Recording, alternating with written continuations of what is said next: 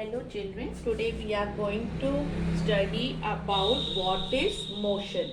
Okay, lesson is measurement and motion. We will talk about what is motion. Okay, first of all we are going to discuss about what is motion, children. Fine. Now, how can you say whether an object is in motion or not? To understand this, what we have to do, children, let us suppose you are standing on the roadside. You are standing on the roadside, children. Fine. A car is moving on the road. A car is moving on the road. Then children, after some time you can see car 1, A car means car 1, changes position from A to B. It changes position from A to B, children. Okay. So, for you the car is in motion, children. Now, suppose there is another car that is car 2, children. That is car 2 parked on the roadside. You cannot see any change in its position after some time. So what you will say, that this car 2 is not in motion. You are going to say that car 2 is not in motion, children. Okay, it is said to be at rest. What you are going to say, that it is at rest, children. Fine. The road, the trees or the buildings around you are also at rest. They are also at rest. We therefore say that an object is in motion if its position changes with time in relation to a stationary object such as building or a tree, children. Okay, it is said to be in motion. Then an object is said to be at rest if its position does not change with time in relation to a stationary object. This is about the motion, children. Now, types of motion.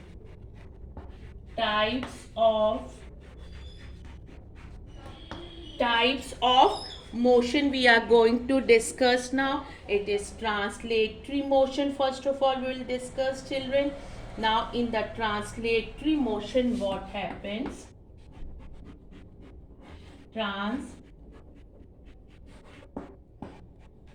Translatory motion. In translatory motion, as I have told you, in this type of motion, what happens, children? All their body parts move through the same distance in the same interval of time, children. There are two types of translatory motion, children. One is linear, which is known as rectilinear motion, and other is circular, which is known as curvilinear motion. Fine, children. When an object moves in a straight line, for example, a car moving on a straight road, an apple falling from a tree, a bullet shot from a gun, it is said to be a linear motion, children. When an object moves along a curved path, for example, a car moving on a curved road, a ball tied to a string. So which type of motion will be there, children? It is circular motion or curvilinear motion. Now about the rotational motion, children.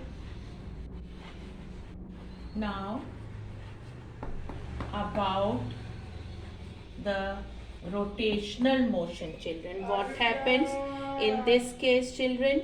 You must have seen the how does the spin moves, children. How does we spin a top, children? What happens? It moves round and round. So let me know, children, do the different parts of the top move through the same distance in the same time? No, children. The outer portions of the top move through a greater distance than the inner portion. Okay, so such a motion of an object where the object moves around an axis. When an object moves around an axis, children, what is it known as? Which type of motion? That is known as a rotational motion, children. There are certain example, the motion of the blades of a fan, and the earth rotates about its axis. This is also an example of rotational motion. Now we will discuss about the periodic, children, and non-periodic motion. Periodic and, children, non-periodic motion. Now in the periodic motion, what happens? If the same motion occurs again and again, it is said to be repetitive motion, children. And repetitive motion that repeats itself at regular intervals of time, it is known as periodic motion, children. And what happens in non-periodic, children? Repetitive motion that does not occur at regular intervals of time, it is said to be non-periodic motion. Now what are the examples of the periodic motion, children? We can just discuss about the pendulum. A ball tied to a string is known as a pendulum, children. It undergoes a periodic motion. The motion of a clock pendulum or that of swing is similar. Then we can discuss about the motion of the earth around the sun. It is also periodic, children. And now for the non-periodic motion, children, swinging of your arms while walking or a hammer being used to strike a nail, they all come under the non-periodic motion, children. Fine. Now children, about the oscillatory or vibratory motion. Oscillatory or vibratory motion. A special type of repetitive motion is called oscillatory motion or vibratory motion. It is a periodic motion in which the object moves about a mean position, children. Object moves about a mean position. The motion of a pendulum is oscillatory. Its mean position is at rest. This is of rest position, children, and it moves on the either side of its mean position. Okay. The motion of a string of a guitar and the skin of a tabla are also oscillatory motion. Now children, the different motions at the same time. Now we can discuss about the different motions